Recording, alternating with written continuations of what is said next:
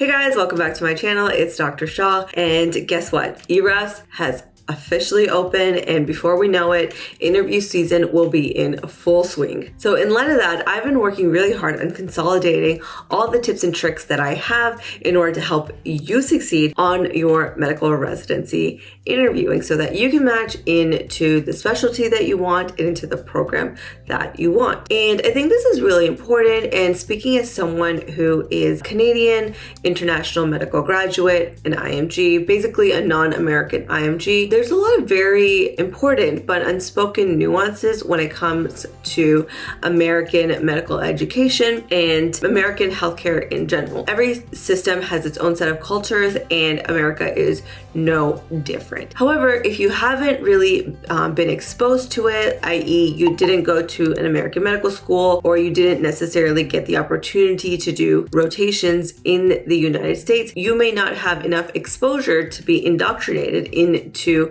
these nuances and sort of unspoken rules. And that's where I come in. And the thing is, and this is important to me because when you're not aware of this, you are putting yourself in a very vulnerable position as an applicant. Programs, there's some that are malignant and some that are relatively benign. And if you're not aware of these nuances, you may be placed at a significant disadvantage when you are compared side by side to someone that has gone through medical education within the confines of this culture. For example, you might have exactly the grades that you need. Your CV might be incredible, or it might not. Like maybe your grades are whatever and your CV is mediocre at best. But listen, you got through medical school, you're applying to residency, you've got the interview. Now, this is the critical part. Yes, academics definitely matter. They really do. However, the moment you've gotten the interview, it's been deemed essentially that you are interesting enough of a person on paper that we want to see an interview and to see if you are essentially a good cultural fit. And you may be, but perhaps you're nervous. Perhaps you're not sure exactly how to showcase that. Also, vice versa. You may not know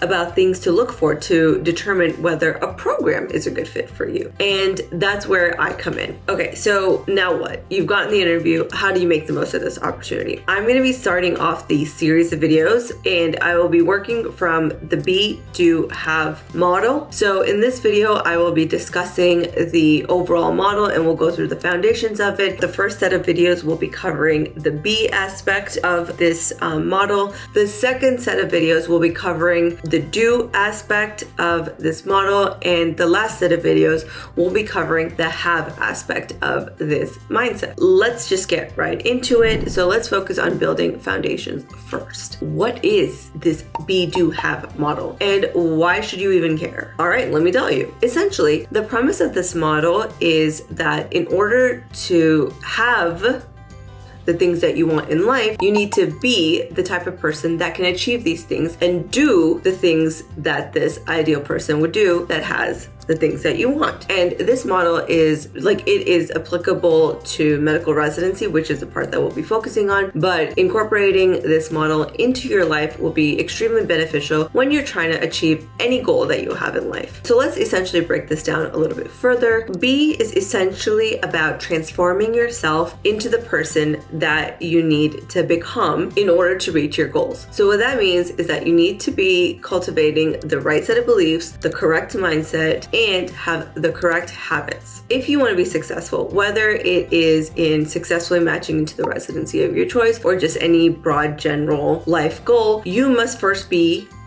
the kind of person that is capable of that success. Once you've aligned your mindset and you've identified your goals, the next thing that you need to do is you need to do all the things that will move you closer towards that goal. And then the last aspect, have, is kind of self-explanatory. If you've done the things that you need to do and become the person that you need to become, you will naturally attract the things that you want out of life. And this is the direct result of being and doing. We'll go into depth for each category in each video as we approach each section, but that's the general gist of the model. And I can give you from my personal example. So for my personal example, I did not match into residency my first time through the match. Then the pandemic hit and I was stuck in middle of the epicenter of the pandemic, aka Manhattan, New York City. It was really tough because all the things that I had lined up for myself, all the research positions and the externships that I had laid out for myself as a plan B in case I didn't match, it all went to shit.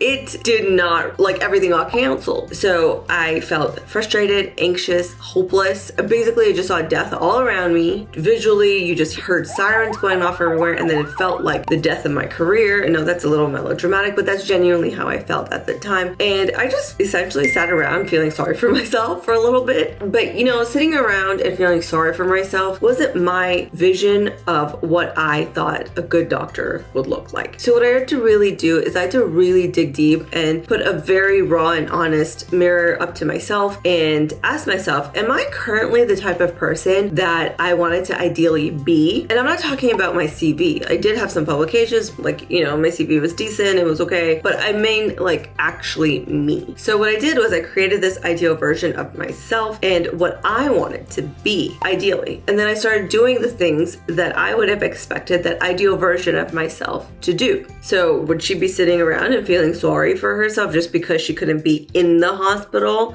treating patients? No. Or would she be living life on her terms, independent of the match, especially when there was more important things going on in the world? The ideal version of me didn't have to be in the hospital to actually make a difference. So I created a website that was designed to help healthcare workers stay on top of all the flood of information that was happening during the early days of the pandemic.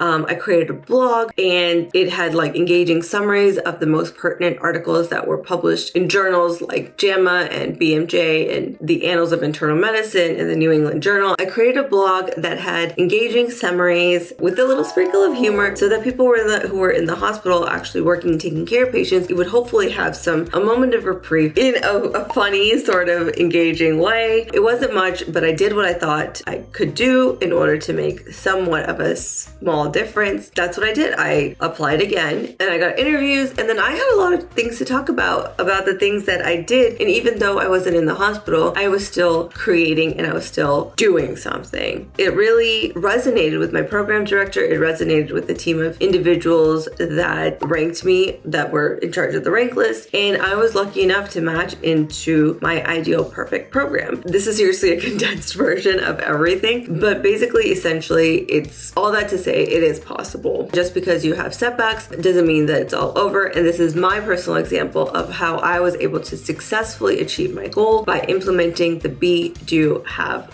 model. This was a very brief introduction and brief overview about the concepts that we will be a brief overview of the concepts that we will be covering in the upcoming videos, and I really think that it'll be really, really helpful for you guys. Let me know if you guys do like these videos, and let me know if there's anything else that you guys are interested in. Next week, we will start our series and go right into the B category. Our topic will be imposter syndrome. Please make sure that you subscribe so that you don't miss it. If you're interested in having one-on-one coaching, I am more than glad to help you out with it. Please either DM me and we can discuss packages, and we'll cover mock interviews and sample questions and things like that. But if not, just keep an eye out for these videos, and I think it'll provide a lot of value and put you in a pretty good position for your interviews. All right, well, it was nice seeing you. Hopefully this was helpful and you learned a little bit more about Be, Do, Have model, and I can't wait to see you guys in the next one. Bye.